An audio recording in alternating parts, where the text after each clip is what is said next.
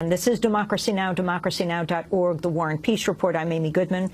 The former Israeli Prime Minister, Ariel Sharon, has died. He died on Saturday after 8 years in a coma. He was 85 years old. Our guests are Professor Avi Shlaim at Oxford University, where he is a professor emeritus there of international relations, Noam Chomsky, the world-renowned linguist, political dissident, author, and Rashid Khalidi, Arab Studies professor at Columbia University, the Edward Said Professor of Arab Studies. You were just talking about the New York Times and how they covered what happened at Sabra and Shatila and the direct responsibility that Ariel Sharon linking to documents of Sharon's responsibility and U.S. responsibility. Elaborate further on that, and then how his life is being described today in the same pages. Well, I describe it as the apotheosis of Ariel Sharon. He's being turned from a war criminal and a mass murderer, which he was, into a god in much of the American media. The New York Times has played an enormous role in this. Instead of, for example, running their own op-ed, which was published a little over a year ago, which lays out in damning detail from documents in the Israel State archives Israeli and American responsibility, notably Sharon's responsibility for this massacre. They republished in their online edition yesterday an op-ed by Sharon in which he justifies the war. It has been a degrading spectacle to watch the American and the Israeli media turn this man into, as Avi said, a man of peace, something that he could never possibly have been described as. Why does, Professor Avi Shlaim, why does Ariel Sharon hold the special place he does in the annals of Israeli history? Noam Chomsky reminded us that one shouldn't speak ill of the recently dead. So I would like to say something positive about Ariel Sharon, which explains both his popularity with one segment of the Israeli population and the reviling of Sharon by another segment of the Israeli population.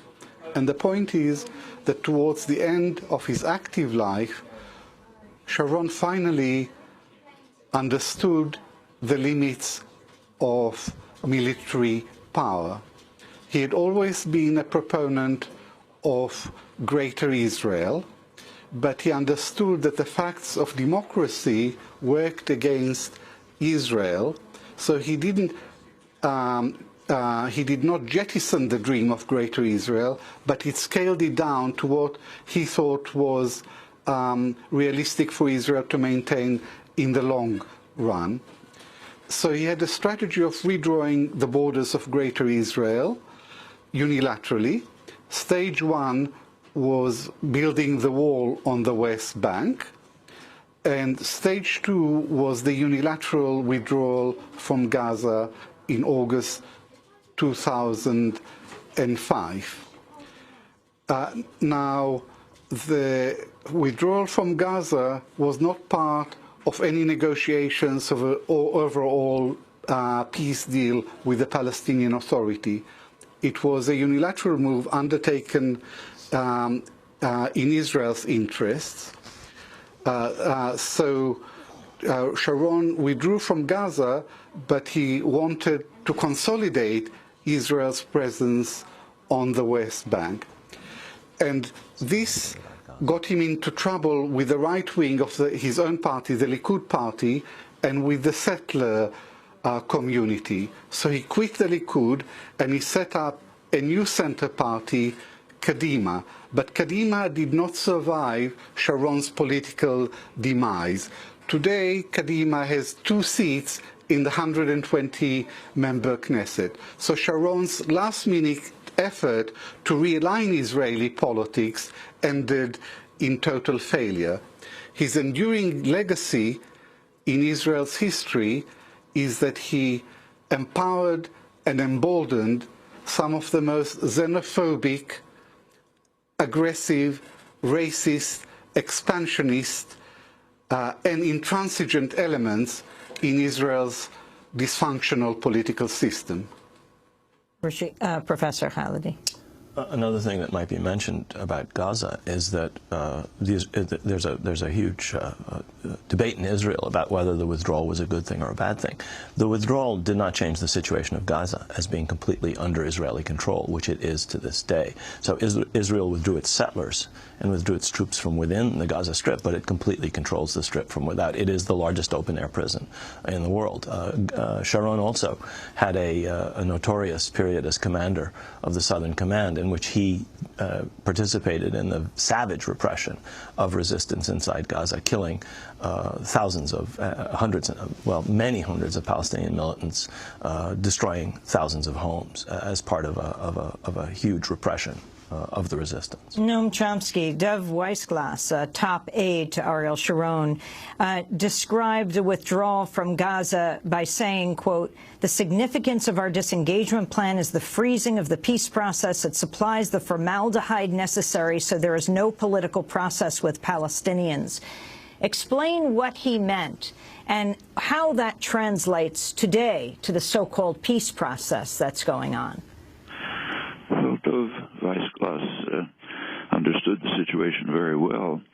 The Oslo Accords in 1993 determined that the Gaza Strip and the West Bank are a single territorial entity which cannot be divided.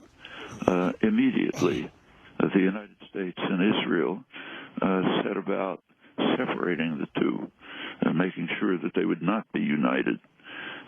And this is extremely significant, not only for the people of Gaza, but for the prospects of any viable Palestinian entity. The West Bank is essentially imprisoned. Its one access to the outside world would be through Gaza, access through the sea, through the air, if there was an airport, and so on. By breaking separating Gaza from the West Bank, that undercuts whatever limited possibility there might be for a meaningful Palestinian self-determination. Dov Weissglass pointed out that what he meant is, in fact, as he said, Israel will keep the people in Gaza on a diet. We won't let them starve to death. That won't look good in the international world. We'll just give them just enough to stay barely alive in this open-air prison, as Rashid Khalidi correctly described it. And they'll be separated from the West Bank. Meanwhile, both the wall, the separation wall, actually an annexation wall that Sharon initiated, and other development and settlement projects, including in the Jordan Valley, will effectively cantonize whatever is left to a Palestinian administration and surround it so that it is another kind of prison, surrounded completely by Israel and its Jordanian ally. Actually, Professor Schlemm said something very important in his first comment at the very end. All of this can happen because of what he called Israel, ironically, Israel's little friend, because the United States authorizes it, supports it, provides the requisite diplomatic, economic, military support, and also ideological support, namely by the process of reshaping and falsifying what is underway. This is quite reminiscent. This is not novel, unfortunately. If you look at the history of South Africa, it was pretty similar. By 1960, the South Africans knew that they were becoming a pariah state. The South African foreign minister called in the American ambassador and told him, look, we know everyone's going to vote against us in the United Nations. We're going to have all kinds of problems. But as long as you support us, it doesn't make any difference. And that's the principle that they adhered to right to the end of the Reagan years. 1988, the U.S., along with Britain, was still vetoing and blocking resolutions which would call for any kind of sanctions and support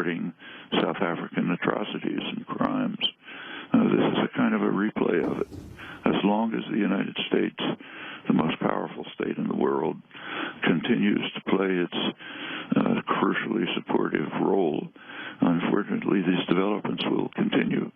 And this is of prime significance for people like us, for American citizens. It's our responsibility. Sharon may have had indirect, as the Khan Commission in its whitewash claimed, indirect responsibility. For Sabra Shatila, actually direct responsibility. And we have direct responsibility for the fact that our own government is crucially facilitating all of this. What could Kerry do right now? What should we do? And what do you feel John Kerry should do? What John Kerry should do is insist on implementing a very broad international consensus, virtually universal, calling for a two-state settlement on the internationally recognized border, which is, as was said before, the 1949 ceasefire line, possibly with minor and mutual adjustments, which was a U.S. policy. We have 5 seconds. Yeah. And this is supported by the entire world. It's been blocked by the United States for 35 years. We should shift that policy, join the world, and carry out measures which might conceivably bring a semi-decent peace. We have to leave it there. I want to thank Professor Noam Chomsky in Massachusetts, Avi Shleim, Israeli historian at Oxford, and Rashid Khalidi, Palestinian professor, the Edward Said Professor of Arab Studies at Columbia University.